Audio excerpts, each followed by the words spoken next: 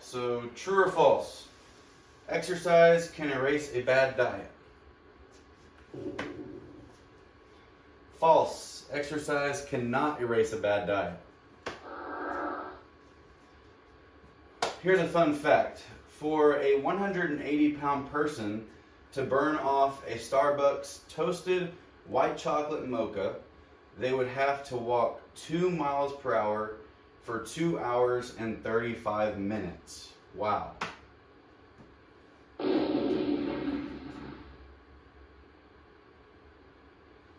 Okay, cool. So at the end of the day, our diet is a game of input versus output with calories.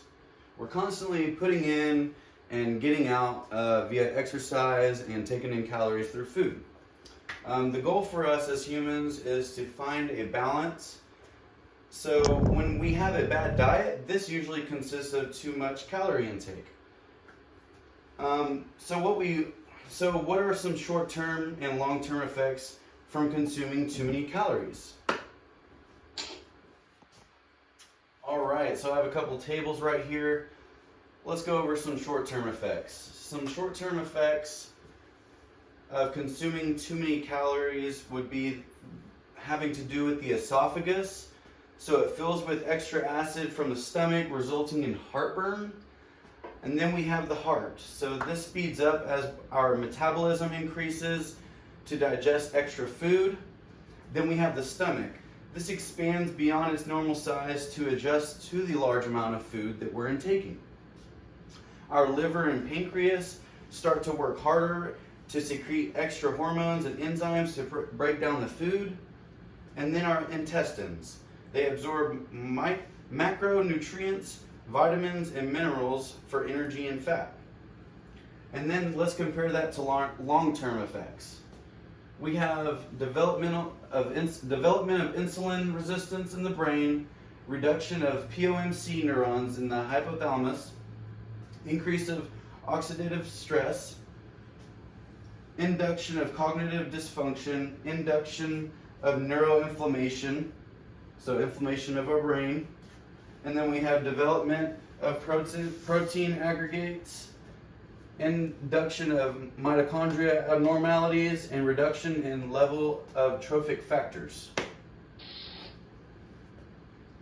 Okay, so now that we have all these physical effects in mind, some mental effects of a bad diet include things such as stress, depression, mood disorders, and anxiety.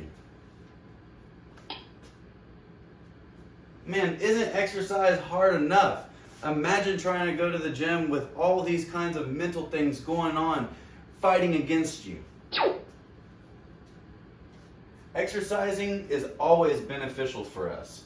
However, a bad diet can hinder one's health results and make the road to a healthier lifestyle much more difficult. What are some complications of exercising while having a bad diet?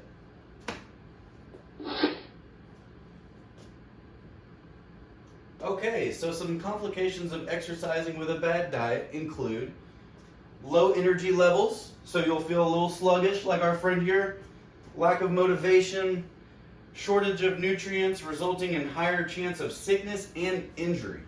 Not good things.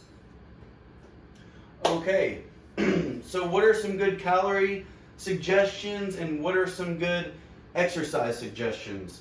For calorie intake, for example, if you're a female age 14 to 18 and you're sedentary, you're going to want about 1,800 calories. If you're moderately active of this age, you're going to want about 2,000 calories. And if you're very active for this age, you're going to want about 2,400. Our age and our activity really matters as far as what calories we need. And as far as exercise goes, here's a good rule of thumb right here. At least 150 minutes a week. This is from the Harvard study. They also suggest that you do it at least 2 days a week.